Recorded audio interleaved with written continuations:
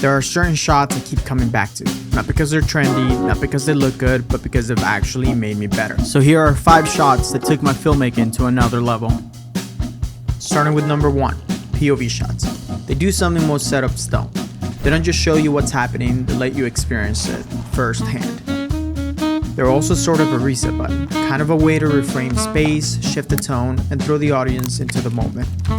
Now, getting a good POV when you're shooting solo is kind of a puzzle. For this one, I used a magic arm and a clamp. I've got 3 sizes depending on what I need. From there, you just want to think, where would someone or something naturally be in this moment? This will help make the scene more interesting and engaging for your audience. Also, protect your gear. I learned that the hard way. Overhead shots flatten everything. And that's the point, to turn a scene into a composition. There's distance in them, not just physically, but emotionally. It's one of the only shots where the subject can feel small by design. Here's how I rig overhead solo and safely. First, I start with a C-stand and a Koopa baby stud with a 1/4 inch to 20 mount. That gives me a solid base to fly the camera above frame. And if I've got a spot to clamp, I'll swap in a magic arm, especially for tighter setups or lower angles. And if I need stability for something more delicate, like pouring coffee or match cuts, I'll bring in a backdrop stand for extra support or counterbalance. It's slow to set up, but once you get the shot locked in, it's one of the most precise shots in your entire film.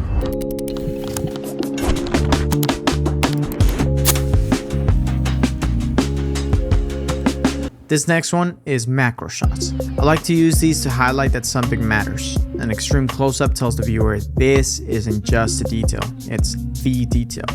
It's one of the strongest visual statements you can make. You're not just showing something small, you're saying pay attention.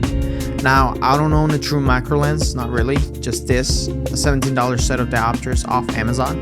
I use the Ultimax 77mm close-up kit.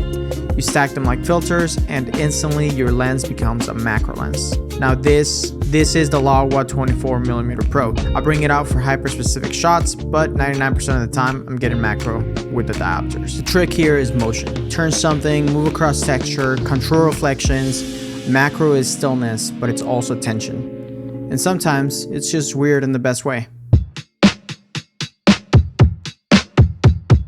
Dolly shots are cinematic by default, but they're not just for looks, they create clarity. Dolly ins bring intensity, dolly outs reveal context. And when used right, they control exactly what the audience feels and when they feel it. They're an industry standard for a reason. They direct attention with precision.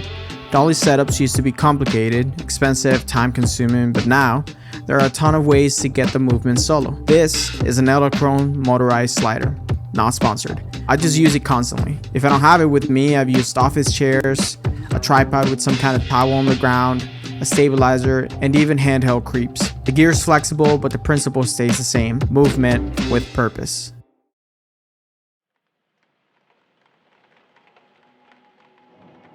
This was the last one I learned to love. When you're just starting out, movement feels like progress. But static frames, they force you to stop. There's something powerful about a shot that doesn't chase the moment. It waits for it. With these shots, it's just you, a locked tripod, and a scene that earns its stillness. I use static frames when the subject needs to breathe. No pans, no tilts, just intentional silence. It's restraint. And if you can make stillness cinematic, then you've got control.